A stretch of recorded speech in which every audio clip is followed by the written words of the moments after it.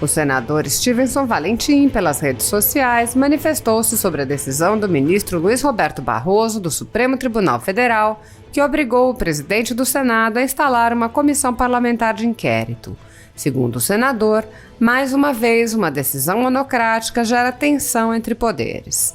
O senador lembrou que assinou o pedido da CPI e quer que ela aconteça, atingindo inclusive estados e municípios, mas ressalvou: "O que eu não quero que aconteça é essa intromissão, essa invasão de poderes, como o STF já vem fazendo há muito tempo. Por que não a mesma obrigatoriedade para a CPI da Lava Toga? Para isso, ficaram calados. E outras CPIs também, que morreram engavetadas no comando do Davi Alcolumbre. Quando é contra o STF, o silêncio. Quando é contra o governo federal ou qualquer outro poder, a imposição. É isso que eu não concordo, é isso que a gente precisa discutir e rever." Para Stevenson Valentim, as invasões de competência mostram o abuso, o autoritarismo de um poder sobre os outros. De harmônico não tem nada, de independente não tem nada. Tem sobreposição e abuso, sim. Assim está. Mais uma decisão monocrática coloca aí a relação entre os poderes da República Brasileira, agora legislativo e judiciário, uma relação tensa, né? Uma relação em que, no meu ponto de vista, não tem nada harmônica e nada independente, pelo contrário. Se vê uma imposição do STF quando coloca numa situação constrangedora o presidente do Senado, que vai pôr para votação a CPI do Covid. CPI essa que eu sou um dos assinantes que quero que aconteça. Quero que aconteça também nos municípios e nos estados.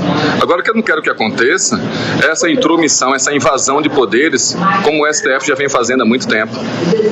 Por que não a mesma obrigatoriedade para a CPI da Lava Toga? Para isso ficaram calados. E outras CPIs também, que morreram engavetadas no comando do Davi Alcolumbre.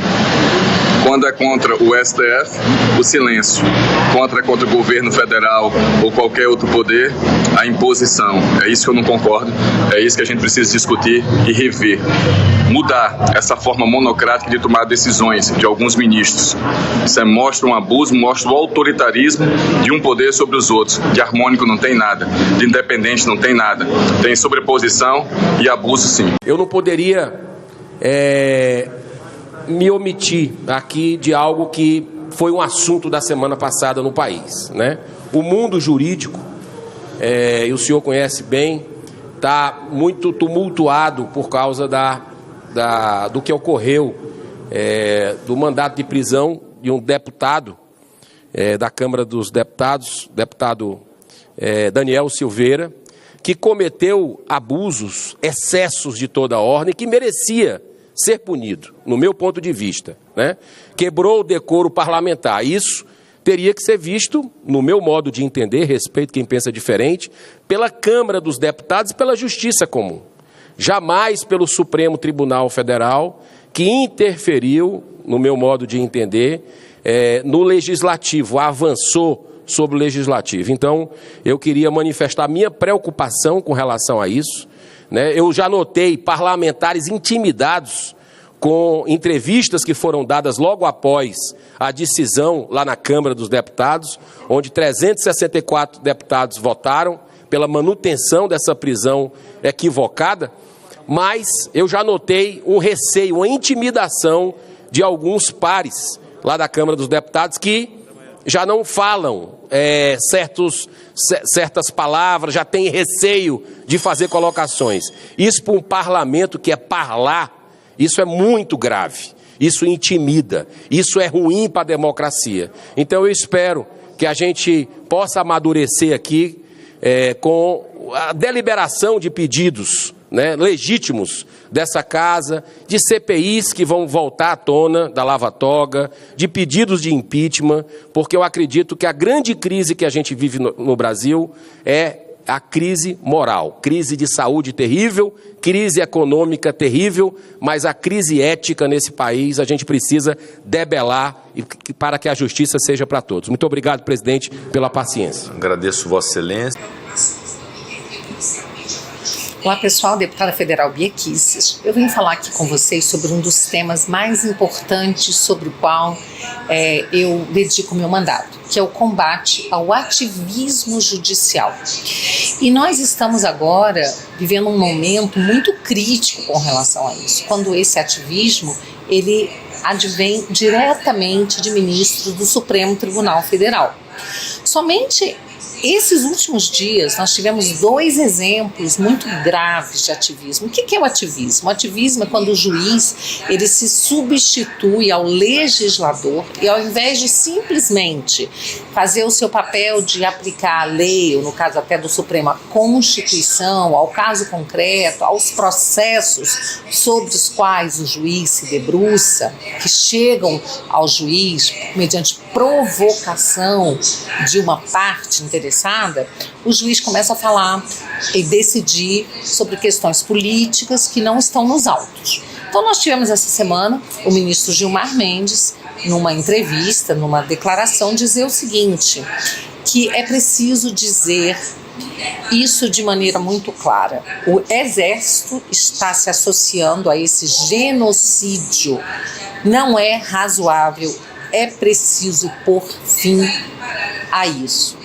Então, a gente fica pensando assim, de que genocídio, em primeiro lugar, o ministro está falando, né? Porque nós vivemos nos últimos governos um genocídio, aí sim, verdadeiro, de jovens, né, de negros, de pessoas pobres, que têm sido assassinadas, e não só negros e pobres, mas toda a sociedade, que realmente nessas camadas mais pobres da sociedade aumenta a violência, né? Mas pessoas de todas as camadas sociais, de todos os níveis intelectuais, de todas as profissões, têm sido vítimas, sim, de assassinatos, 60 mil pessoas por ano, sem que o Estado tenha sido capaz de proteger essas pessoas. Aí a gente pode falar de genocídio, mas no governo atual, que genocídio é esse? Quem é que está cometendo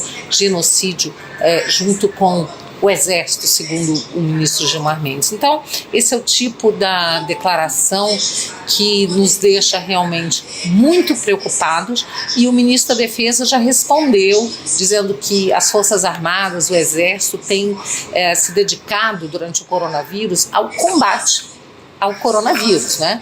Então não há genocídio algum, o que há é agora uma modinha, né, de ficar falando do presidente da República com total desrespeito à autoridade máxima da República e chamando o presidente de genocida, o que é um crime, né? Porque genocídio é um crime contra a humanidade, e aí, no caso, estão atribuindo um crime. Então já existe aí no mínimo uma calúnia, além de uma atividade política do ministro, que é muito preocupante. E aí, em seguida, a gente vê o ministro Barroso também falando, né?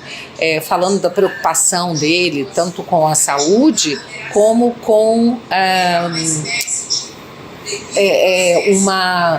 as redes estando disseminando ódio. Ele está muito preocupado com o ódio e a desinformação disseminada nas redes sociais. Isso eu coloco como presidente do TSE, tendo que tomar uma atitude para evitar que aconteça o que aconteceu no Brexit. O que aconteceu no Brexit? No Brexit, o povo inglês decidiu 2 vezes pela retirada, pela saída da Inglaterra,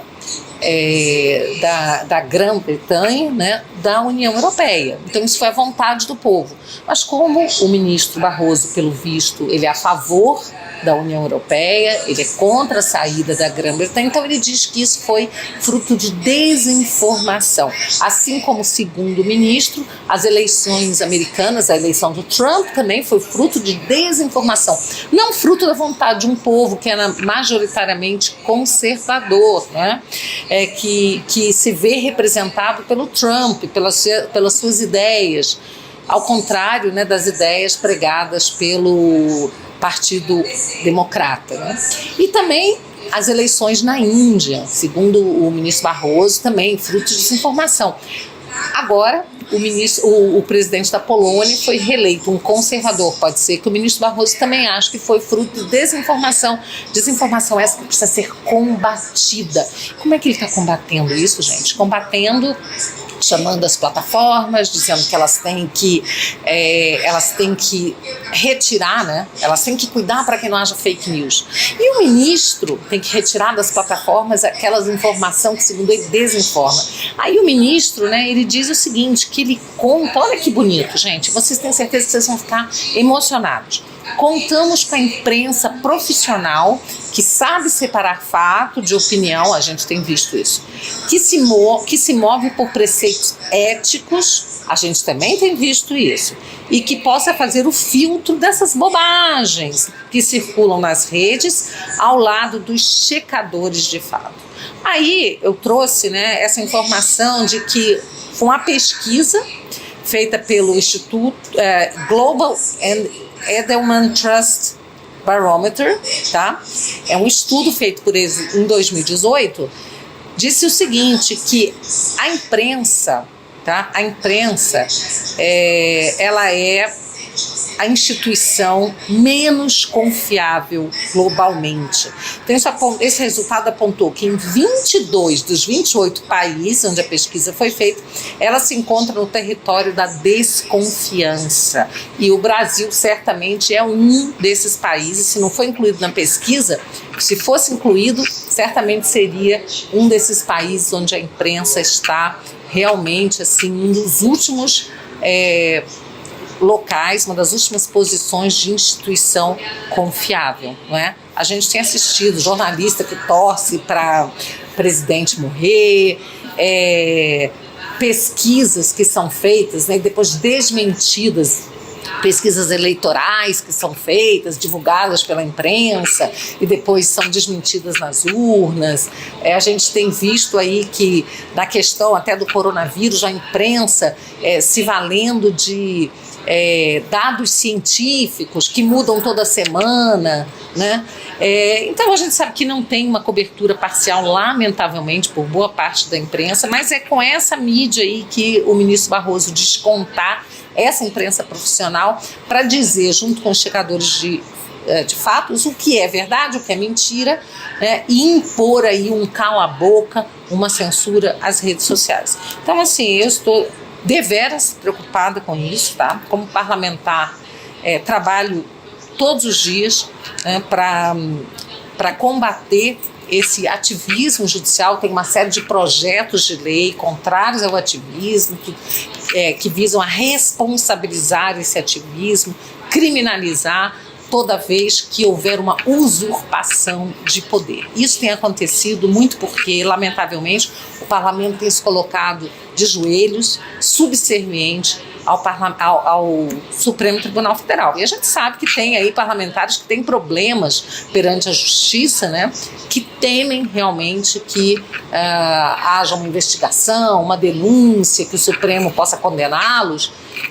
Mas é isso aí, né? A gente precisa encarar esse fato, né? A gente sabe que você não precisa dever para a justiça para poder ser investigado. Hoje a gente vê isso, né? Existe, além do ativismo todo, né? Agora esse ativismo também foi para inquéritos, né? Ele agora também está sendo utilizado em inquéritos penais, né? Aí no Supremo Tribunal Federal, que está avançando sobre a base de apoio do presidente Bolsonaro. Então a situação é toda muito preocupante e nós temos que continuar sempre atentos, e vocês podem contar com o meu trabalho no combate ao ativismo, que é uma forma da gente preservar a democracia. Enquanto os juízes quiserem fazer leis, quiserem investigar, quiserem decidir quem vai ser diretor da polícia, ou seja, quiserem usurpar sobre competência do executivo e do legislativo, nós não teremos uma democracia